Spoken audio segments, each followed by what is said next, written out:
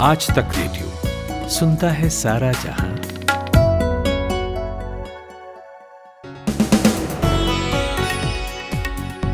घर की तरफ जा रहे हूं या घर में ही सुस्ता रहे हूं, बस अपने कान हमारे हवाले कर दीजिए। हम आपको सुनाने वाले हैं देश दुनिया की खबरें और अहम खबरों पर एनालिसिस। मेरा नाम नितिन ठाकुर है और आज तक रेडियो पर आप सुनना शुरू कर चुके हैं इवनिंग न्यूज पॉडकास्ट दिन भर। तारीख आज 29 जून है। प्रेग्नेंट महिलाओं को वैक्सीन लेनी चाहिए या नहीं, और जिनकी डिलीवरी हाल ही में हुई है वो महिलाएं वैक्सीन लें या नहीं, ऐसे तमाम सवालों को लेकर अब क्लियरिटी आ चुकी है। आपको आज बताएंगे इसके बारे में। एक और बड़ी रेटिंग एजेंसी ने भारत की आर्थिक वृद्धि दर का अनुमान घटा दिया है। ऐसा क्यों हुआ और ब्रिक्स देशों में सिर्फ भारत की ही हालत खस्ता क्यों है, एक्सपर्ट से समझेंगे। फिर ड्रोन का खतरा जो भारत पर आजकल मंडराता दिख रहा है, उसके बारे में भी बात होगी। हमारे एक सहयोगी हैं, उन्होंने हिस्ट्री खंगाली है ऐसे हमलों की, तो थोड़ा नॉलेज बढ़ाइएगा।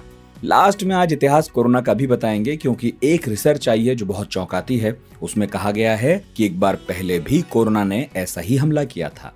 मगर पहले खुशबू से हेडलाइन सुनते हैं।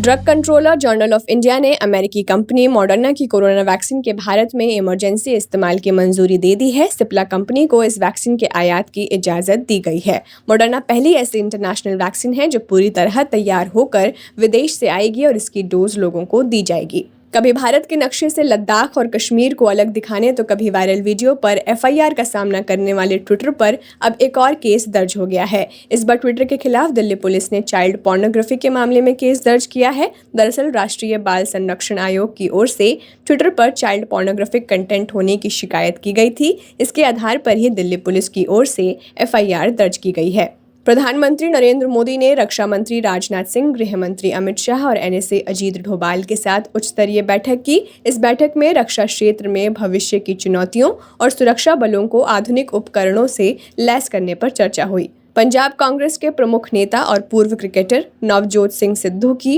राहुल गांधी के साथ मुलाकात के मामले में नया ट्विस्ट आ गया है। कांग्रेस के पूर्व अध्यक्ष राहुल गांधी ने कहा है कि सिद्धू के साथ उनकी कोई बैठक तय नहीं है, जबकि एक दिन पहले पंजाब कांग्रेस के नेता सिद्धू की टीम ने इस बारे में दावा किया था।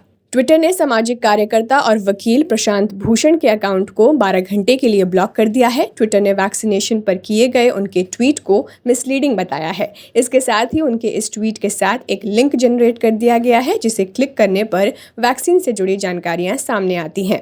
इससे पहले ट्विटर ने गृह मंत्री अमित शाह, कानून मंत्री रविशंकर प्रसाद और बीजेपी प्रवक्ता संबित पात्रा के ट्वीट पर भी ऐसे ही एक्शन लिए थे। और आईसीसी ने बताया है कि T20 वर्ल्ड कप टूर्नामेंट की शुरुआत 17 अक्टूबर को होगी। फाइनल मुकाबला 14 नवंबर को खेला जाएगा। आईसीसी ने यह भी कहा है कि बीसीसीआई इस टूर्नामेंट का होस्ट बना रहेगा। मैच 4 स्टेडियमों में खेले जाएंगे। ये स्टेडियम शेख जायद, दुबई इंटरनेशनल, शारजाह और ओमान क्रिकेट एकेडमी ग्राउंड है। टूर्नामेंट के पहले राउंड में 8 टीमें 2 ग्रुप में खेलेंगी। एक ग्रुप के मैच यूएई में और दूसरे ग्रुप के मैच ओमान में होंगे। Bangladesh, Sri Lanka, Ireland, Netherlands, Scotland, Namibia, Oman और पापुआ न्यू गिनी ये टीमें हैं। आप सुन रहे हैं आज तक रेडियो। प्रेग्नेंट महिलाएं वैक्सीन लगवाएं या नहीं, जो महिलाएं नवजात को दूध पिला रही हैं उनको वैक्सीन लगवानी चाहिए या नहीं, इन सवालों पर बहुत माथापच्ची हो चुकी है। फाइनली ब्रेस्ट फीडिंग करा रही महिलाओं को तो वैक्सीनेशन की इजाजत मिल गई थी, पर गर्भवती महिलाओं को लेकर कोई फैसला नहीं आ सका था। कुछ देश उनका भी वैक्सीनेशन कर ही रहे थे, लेकिन अब भारत ने तय किया है कि वैक्सीन देंगे। स्वास्थ्य मंत्रालय ने गाइडलाइंस जारी कर दी हैं। इसे लेकर गर्भवती महिलाओं में कोरोना संक्रमण के लक्षण शुरुआती तौर पर मामूली होते हैं, लेकिन कई मामलों में देखा गया कि इसके कारण उनकी सेहत में अचानक गिरावट आती है और उसका असर बच्चे पर भी हो सकता है। इसलिए अब उन्हें वैक्सीन लगवाने की पूरी इजाजत है। गाइडलाइन कहती हैं कि वैक्सीनेशन के लिए उन्हें कोविन ऐप पर रजिस्ट्रेशन कराना होगा या फिर वैक्सीनेशन सेंटर पर जाएं और ऑन साइट रजिस्ट्रेशन करा लें। आपको याद होगा, शुरू में हेल्थ मिनिस्ट्री ने प्रेग्नेंट और ब्रेस्ट फीडिंग कराने वाली महिलाओं को इस आधार पर वैक्सीन लगवाने से मना किया था कि क्लिनिकल ट्रायल में उन्हें हिस्सा नहीं बनाया गया। तो हमने इंडियन वायरोलॉजिस्ट एंड माइक्रोबायोलॉजिस्ट और वेल्लोर के क्रिश्चियन कॉलेज के गैस्ट्रो इंटेस्टाइनल साइंसेज डिपार्टमेंट में प्रोफेसर गगनदीप कांग से बात की। उनसे समझा कि ओवरऑल इस गाइडलाइंस को वो किस तरह देखती हैं और क्या दिक्कतें हैं, क्या सुधार हो सकते हैं इस गाइडलाइंस में? ये जो गाइडलाइंस अभी आई हैं इनको तो 2-3 महीने पहले आना चाहिए था, क्योंकि हम जानते हैं कि जब भी वैक्सीन ट्रायल्स कंपनी करती हैं उन्हें प्रेग्नेंट महिलाओं को वैक्सीन ट्रायल्स में एनरोल नहीं करते हैं, क्योंकि अगर वैक्सीन में कोई सेफ्टी का इशू हो जाए तो ये एक जन को नहीं 2 जनों को उसका असर हो सकता है। इसलिए वैक्सीन ट्रायल्स में प्रेग्नेंट महिलाएं नहीं ली जाती हैं। पर हम ये भी जानते हैं कि ये वैक्सीन दिसंबर से दी जा रही हैं और जो दूसरी एडवाइजरी कमिटीज रही हैं इम्यूनाइजेशन से, उन्होंने जो एडवाइस दिया है हेल्थ केयर वर्कर्स के लिए पहले कि अगर आप प्रेग्नेंट हेल्थ केयर वर्कर हैं तो आप वैक्सीन डिस्कस करके समझ के कि इनमें क्या साइड इफेक्ट्स हो सकते हैं, ये समझ के आपको देखना चाहिए कि वैक्सीन लेनी है या नहीं। तो जनवरी फरवरी के महीनों में यूएस यूके वगैरह सभी प्रेग्नेंट जो हेल्थ केयर वर्कर्स थे उनके साथ ये डिस्कशन हुए थे और उन्होंने ये डिसीजन लिया था कि वैक्सीन ले लेंगे। तो यूएस में 90,000 वुमेन का डेटा हमें मार्च तक मिल गया था और ये दिखाया गया था कि ये वैक्सीन सेफ रहती हैं। सेफ ही नहीं रहती हैं, जो एडवर्स आउटकम होते हैं प्रेगनेंसी के, जैसे कि प्री टर्म बर्थ जो कोविड के साथ हो सकते हैं, वो कम हो गए थे वैक्सीनेटेड महिलाओं में। तो इसलिए उस वक्त से हमें ये वैक्सीनेशन की शुरुआत करनी थी, पर कोई बात नहीं, अभी तो शुरू हो गया है और हम इसके असर देख पाएंगे। अच्छा डॉक्टर, तीसरी लहर की आशंका है, कितनी खतरनाक होगी हालांकि अब तक ये साफ तो नहीं है। दूसरी लहर में मगर ये हमें पता चला था कि गर्भवती महिलाएं ज़्यादा प्रभावित हुई हैं कोविड से। कुछ लोग ये भी सोच सकते हैं कि भाई दूसरी लहर गई है, तीसरी आने वाली है, तो बेबी प्लान ना करें इस महामारी में। ऐसे में आप क्या सजेस्ट करेंगे? हम अगर देखें कि कोविड होने से क्या होता है, तो कोविड अगर प्रेग्नेंट महिला को हो गया तो उसकी सिवियरिटी ज़्यादा रहती है और जैसे मैंने पहले कहा था कि प्री टर्म बर्थ जो होता है वो ज़्यादा हो जाता है। पर अगर हम वैक्सीन ले लेते हैं तो ये दोनों कम हो जाते हैं। ये वैक्सीन कम कर रही हैं और जिनको फैमिली की प्लानिंग करनी है, प्रेगनेंसी प्लान करना है, उन्हें वैक्सीन ज़रूर लेनी चाहिए, क्योंकि अगर वैक्सीन हमने ले ली तो हमें सोचना भी नहीं पड़ता है कि क्या हो जाएगा अगर कोविड हो जाए, क्योंकि ये वैक्सीन अच्छी तरह से काम कर रही हैं और हम जानते हैं कि इसमें कोई सेफ्टी इश्यूज नहीं है।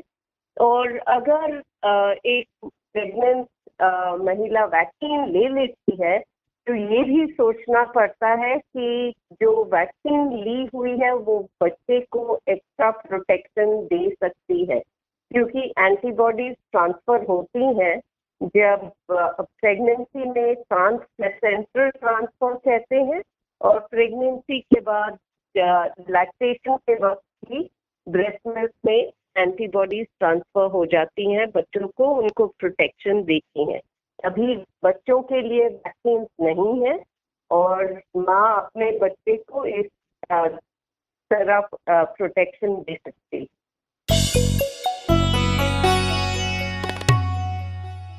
आतंकवाद रोकने के लिए दुनिया जितनी चुस्त है, आतंकवादी उससे नए नए तरीके खोजने में पूरा दिमाग खपाते हैं। सबसे नई चिंता दुनिया में जो पैदा हुई है वो ड्रोन हमलों को लेकर है। ये बात भारत की होम अफेयर्स मिनिस्ट्री के स्पेशल सेक्रेटरी वीएसके कौमुदी ने यूनाइटेड नेशंस की एक बैठक में कही। पिछले रविवार जम्मू के एयरफोर्स स्टेशन पर ड्रोन के जरिए 2 धमाके किए गए, 2 लोग इसमें घायल भी हुए थे।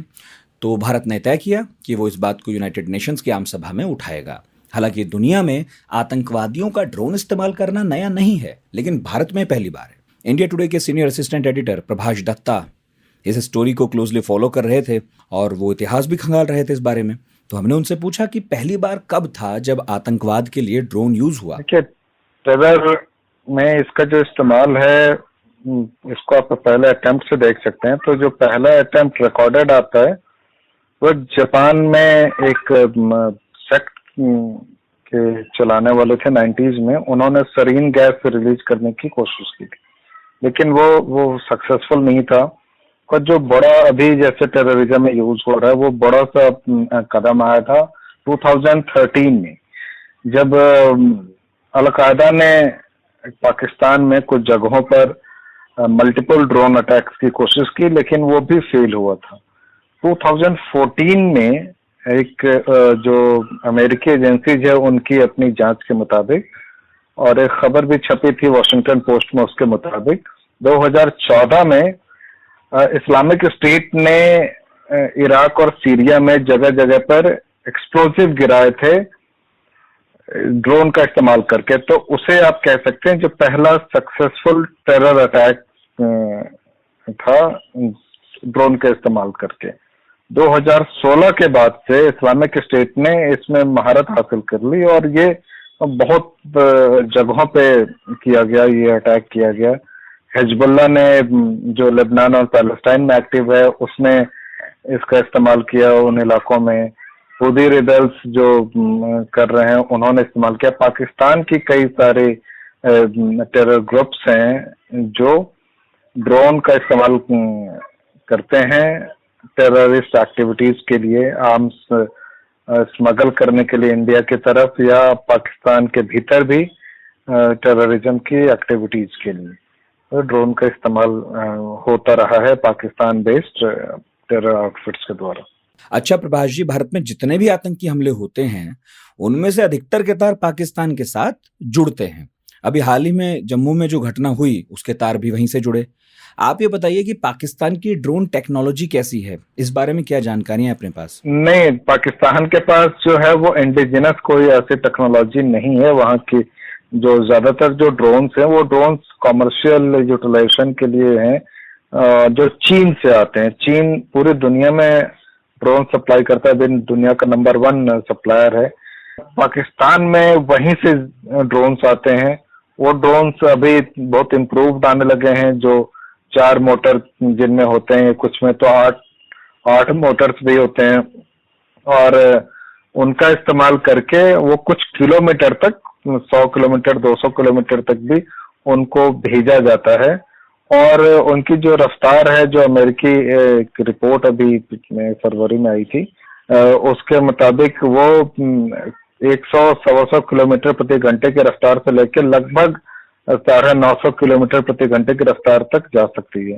हालांकि 950 किलोमीटर प्रति घंटे की रफ्तार वाले जो ड्रोन्स हैं वैसा कोई पाकिस्तान में इस्तेमाल होता है या नहीं इसकी जानकारी नहीं है, लेकिन बहुत से ऐसे ड्रोन्स हैं पाकिस्तान में जिसका इस्तेमाल कर वो भारत में आर्म्स भेज रहा है, स्मगल कर रहा है।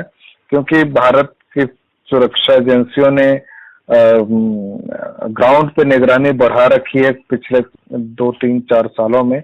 जो 2 बड़े टेरर अटैक्स हुए हैं उसके बाद भारत ने रिटेलिएट किया, तो उसका एक परिणाम हुआ है कि विजिलेंस बढ़ गया है। तो उसके लिए एक नए तरीके कुछ अपनाए जा रहे हैं पाकिस्तानी एजेंसी या पाकिस्तानी टेरर ग्रुप्स की तरफ से। अच्छा, ये ड्रोन के हमले रोक पाना आसान क्यों नहीं है? देखिए, सर्विलेंस टेक्नोलॉजी है, मैनुअली ये पॉसिबल नहीं है भारत जैसे देश में कि हर इंच की पहरेदारी हो, और जबकि जो दुश्मन एंटिटीज है, नॉन स्टेट एक्टर्स और स्टेट एक्टर्स दोनों ही, जो जिसका बड़ा हिस्सा पाकिस्तान की तरफ से ऑपरेट करता है, तो वो हर पल इस फिराक में है कि कहाँ से वो दरवाजा मिले जिससे कि वो घुस जाए। तो हर इंच की चौकीदारी पहरेदारी मुमकिन नहीं होती है। तो इसके लिए टेक्नोलॉजी पे, सर्विलेंस टेक्नोलॉजी पे डिपेंड करते हैं। सर्विलेंस टेक्नोलॉजी में रडार डिटेक्शन सिस्टम भी है, जिससे रडार का इस्तेमाल करके आसमान से आने वाली कोई भी हथियार या कोई वेपन या कोई प्लेन, इनको डिटेक्ट किया जाता है और फिर उनको न्यूट्रलाइज किया जाता है, उनको रोका जाता है। लेकिन वो ये जो टेक्नोलॉजी अभी ज्यादातर इस्तेमाल हो रहा है, ये टेक्नोलॉजी बड़े ऑब्जेक्ट्स के लिए है। यानी कोई फाइटर प्लेन आ जाए, कोई मिसाइल आ जाए, कोई बड़ा हेलीकॉप्टर आ जाए, तो उनको वो डिटेक्ट कर लेते।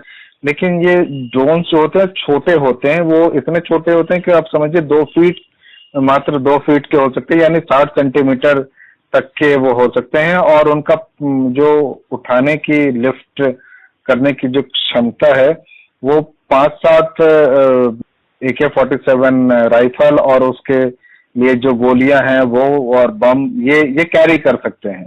तो जो नुकसानदेह हो सकता है और टारगेटेड हो सकता है, क्योंकि इनकी जो टेक्नोलॉजी है उसमें आप प्रिसाइज लोकेशन पे जा सकते हैं। जैसे कि ये टेक्नोलॉजी है जो पिज्जा भी डिलीवर करती है, और तो पिज्जा डिलीवर करने के लिए बिल्कुल आपको उस जगह के, उस घर के या उस बालकनी तक आपकी पहुंच होनी चाहिए, इतना प्रिसीजन होना चाहिए।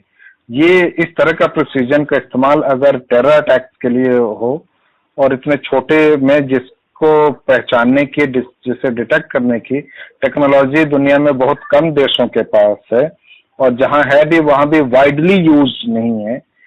तो वैसे वक्त में भारत के पास जो टेक्नोलॉजी है, ये ड्रोन्स का बड़े पैमाने पर इस्तेमाल हो, तो रडार या दूसरी सर्विलेंस टेक्नोलॉजी है वो अभी पूरी तरह से सक्षम नहीं है। दुनिया की एक से एक प्रतिष्ठित रेटिंग एजेंसी भारत के आर्थिक भविष्य को लेकर फिक्रमंद है। उनमें S&P ग्लोबल ने अपनी रिपोर्ट में अब ये माना है भारत को लेकर कि आने वाले वक्त में हमारे देश की आर्थिक वृद्धि की रफ्तार थोड़ी धीमी रहेगी। पहले 11% की स्पीड से हम बढ़ रहे थे, अब 9.5% के हिसाब से बढ़ेंगे। ऐसा नहीं है कि सुस्ती भारत में ही है, फिलीपींस और मलेशिया भी इस लिस्ट में हैं, लेकिन ब्रिक्स देशों में सबसे धीमे हम ही रहने वाले हैं। इस रिपोर्ट में कारण क्या गिनाए गए हैं इस धीमेपन के, और बाकी क्या कहा गया है, हमने पूछा राजीव दुबे से, जो बिजनेस टुडे के मैनेजिंग एडिटर हैं। राजीव जी, S&P ग्लोबल ने भारत की आर्थिक वृद्धि अनुमान दर को घटाया है, सबसे पहले तो इसका कारण बताइए। देखिए, जो सबसे बड़ा जो उन्होंने चिंता जताई है वो ये है कि आपका जो भारत में और पूरे एशिया में जहाँ पर की तादाद बहुत ज्यादा है लोगों की, इस वजह से वैक्सीनेशन का जो रेट है वो बहुत स्लो चल रहा है इस वक्त, और उसकी वजह से उन्होंने मेजर कंसर्न जताई है कि एशिया में और खासतौर से इमर्जिंग इकोनॉमीज में जहाँ पर उन्होंने घटाई है रेटिंग्स, वहां पर सिर्फ 0.2 डोजेस पर 100 पीपल पर डे उस रेट से वैक्सीनेशन चल रहा है, और उनके हिसाब से इसमें 70% पॉपुलेशन को वैक्सीनेट करने के लिए कम से कम ऑलमोस्ट 2 साल लग जाएंगे। तो उस स्थिति में जब तक कि इकोनॉमी पूरी तरह से खुलेगी नहीं, उसमें इकोनॉमी में झटका लगता रहेगा, या फिर थर्ड वेव आएगी तो और भी उसको खतरा हो सकता है। उस वजह से उन्होंने ये चिंता जताई है कि भारत में, और जैसे फिलीपींस में हो गया, मलेशिया में हो गया, यहाँ पर इन्होंने काफी डाउनग्रेड किया है। बल्कि अगर आप देखिए, फिलीपींस को तो 7.9 से घटाकर 6% पर कर दिया है, और मलेशिया में 6.2 से 4.1 से तक कर दिया। तो काफी स्ट्रॉन्ग री रेटिंग हुआ है इन कंट्रीज में।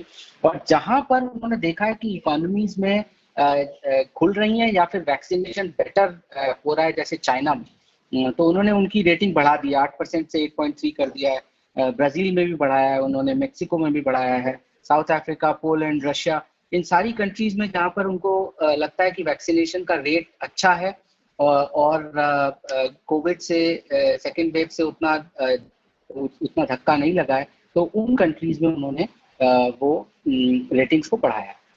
अच्छा, देखिए, उभरती इकोनॉमीज के ग्रुप ब्रिक्स में शामिल सभी देशों में बस भारत ही ऐसा है जिसकी रेटिंग कम की गई है। इनफैक्ट 4 ऐसे देश हैं जिनकी वृद्धि दर बढ़ाई गई है S&P द्वारा।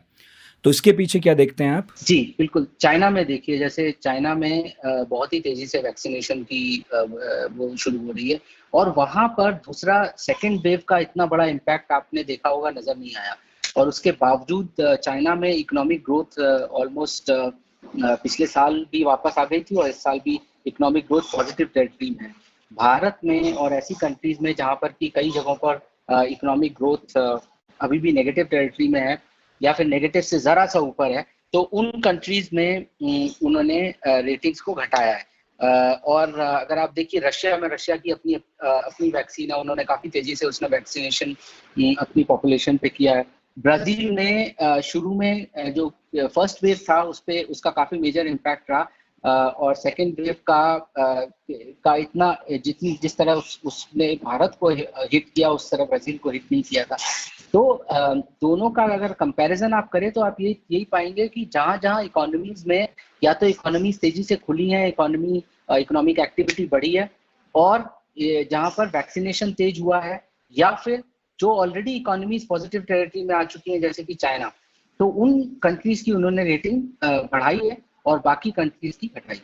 राजीव जी, बात S&P ग्लोबल की नहीं है। करीब करीब सारी बड़ी एजेंसियां भारत के विकास दर को लेकर थोड़ा निराश तो हैं, तो कोई है क्या जिसका अनुमान इन सब की उलट हो? देखिए, ज्यादातर रेटिंग एजेंसी, बल्कि अगर आप देखिए भारत की अपनी एजेंसीज में, इक्रा में और क्रिसिल में, उन सारी एजेंसीज ने जो है उस भारत की रेटिंग, इवन आरबीआई ने, अपनी गवर्नमेंट सरकार ने खुद अपनी जो ग्रोथ की प्रोजेक्शन है वो कम की है। तो पॉजिटिवली इस साल को नहीं देखा जा सकता, क्योंकि सेकेंड वेव को किसी ने एक्सपेक्ट नहीं किया था। जिस तरह से सेकेंड वेव ने भारत को झटका दिया है, उसकी वजह से भारत की अपनी प्रोजेक्शन जो है, भारत सरकार की अपनी प्रोजेक्शन घटाई गई है। आरबीआई ने भी घटाया है, इक्रा ने भी घटाया है, क्रिसिल ने भी घटाया है।